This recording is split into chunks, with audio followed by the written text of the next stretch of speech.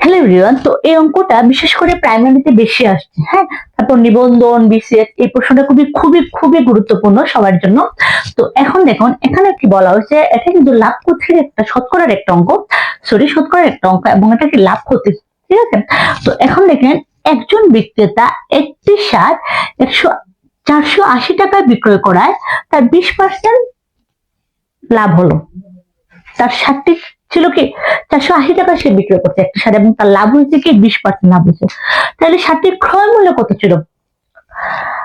তো সারটির ক্রয় মূল্য, ঠিক আছে। তো 20% লাভে 20% লাভে আমরা প্রথমে 20% লাভে সারটির আমরা বিক্রয় মূল্য বার করবো, ঠিক আছে। বিক্রয় মূল্য বার করবো, সারটির বিক্রয় মূল্য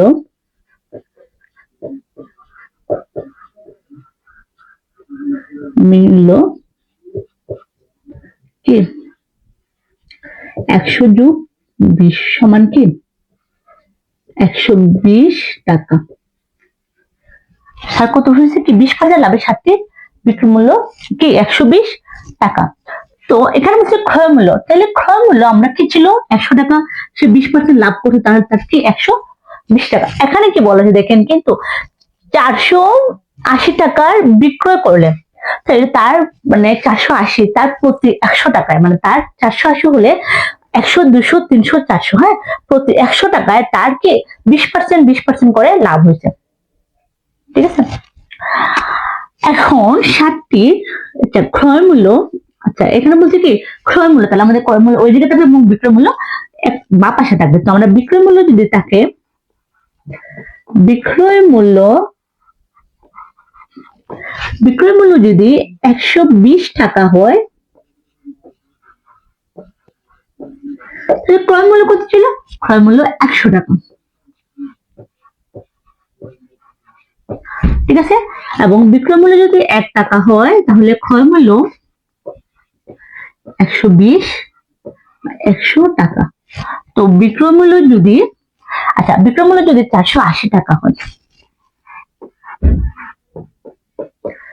তাহলে ক্রয় মূল্য 120, 100 গুণ 480, 4 12 48 সমান কি 400 টাকা। তো সারটি কি 20 টাকা, তাহলে 400 টাকা লাভ করছে 80 টাকা, ঠিক আছে। তাহলে কি 120 টাকা যদি বিক্রয় মূল্য, যদি 120 টাকা, তাহলে ক্রয় মূল্য 100 টাকা, এবং 1 টাকা হলে কি 100/120, এবং কি 480 টাকা যদি এটা বিক্রয় করে, তাহলে কি হতে হবে 400 টাকা। এটা আমরা কাটা করছি, এটা 400 টাকা, তার ক্রয় মূল্য ছিল 400 টাকা, এবং সে বিক্রি করছে কি 480 টাকা দিয়ে সে সারটা বিক্রয় করছে।